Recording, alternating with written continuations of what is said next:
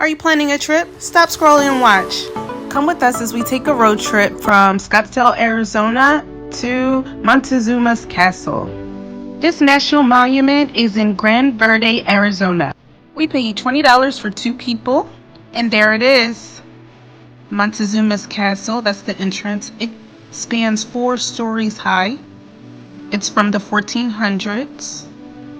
There I am, posing for you guys in front of the castle. As I said, it's a national monument, so there's other scenery around here, beautiful views. If you love nature and you're already in Scottsdale or Sedona area, you should consider stopping here.